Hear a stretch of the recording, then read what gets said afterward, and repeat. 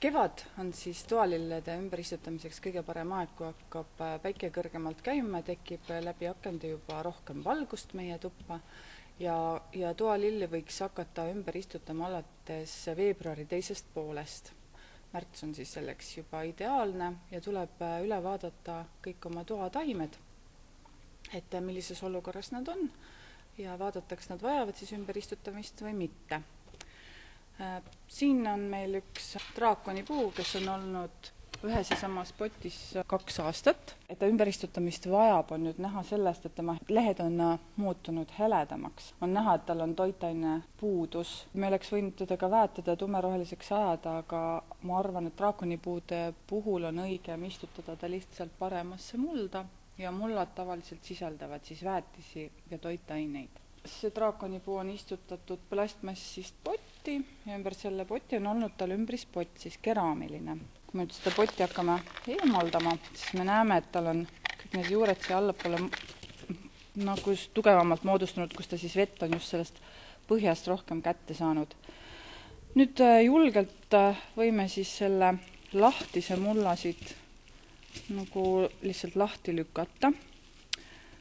Vaatame, et juure otsad oleksid kõik valged ja terved, siis neid nagu eemaldama või lõikama ja kärpima ei pea.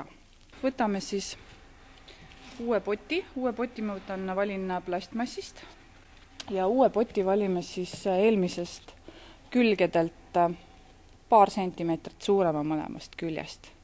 Siis ta võib siin rahulikult 2 aastat veel kasvada. Nüüd, kui me ta põhja laseme, me näeme, et ta on ka siin sügavam tükk maad, siis me peaksime siia selle uue poti põhja panema kergkruusa drenaažiks. Paneme selle poti põhja.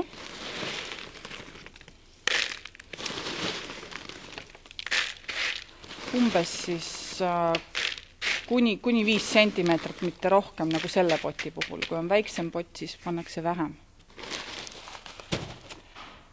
Siis valisin mullaks väikese mulla, kuna see poti maht ongi 3 liitrit. Panen siia nüüd sellise väikese kihi, et see kataks nüüd seda kergkruusa. Natuke raputades, mitte kõvasti kinni pigistades, vaid selline õrnalt näppudega vajutades, et ta natukene ühtlasemaks läheks. Ja siis hakkan proovima, kas sel taimel on piisavalt ruumi. Natukene võiks veel mulda põhja lisada.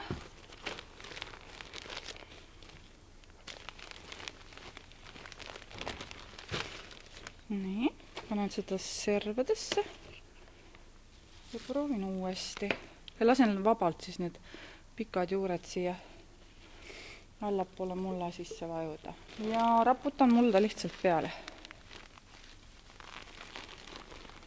Ja toataim tuleb kindlasti istutada nii, et ta jääks ikka ise potti püsti seisma, et ta nagu üldjuhul ikkagi tuge ei peaks vajama. Nüüd silun selle ülemise kihi enam-vähem siledaks, peaaegu ääreni välja. Sellepärast, et muld on natukene kohev ja see hakkab veel vajuma kastmisel. Nüüd on ta siis istutatud.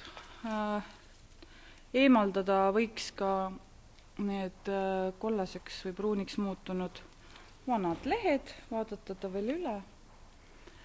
Ja siis võib ta läbi kasta hästi hoolega.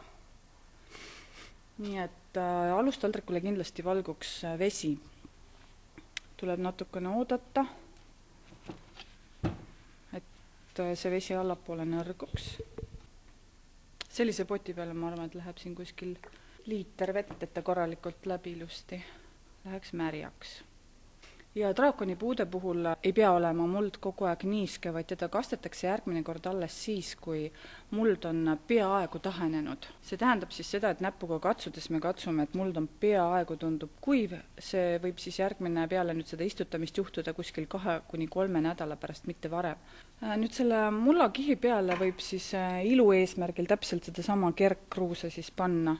Nüüd, kui kergkruusa peale paneme, et oleks ilus, siis on vaja kontrollida siis järgmise korra kastmist, kui me paneme näpu sellest kergkruusast kindlasti läbi, et me peame jõudma mullakihini, et ei piisa sellest, et kergkruusa seda kihi all olevat mulda ainult katsuda, vaid peab näppu suruma paari sentimeetri sügavusele mulda, et veenduda selles, et muld on tõesti tahenenud ja kuivaks läinud. Ja ma võtangi selle kergkruusa ja panen see poti peale.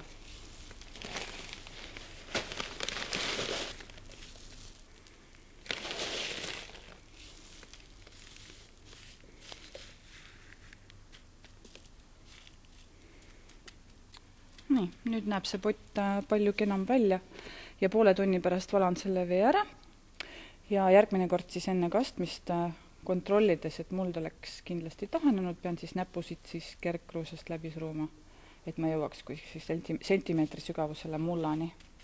Nii, selle taime uus elu võib alata.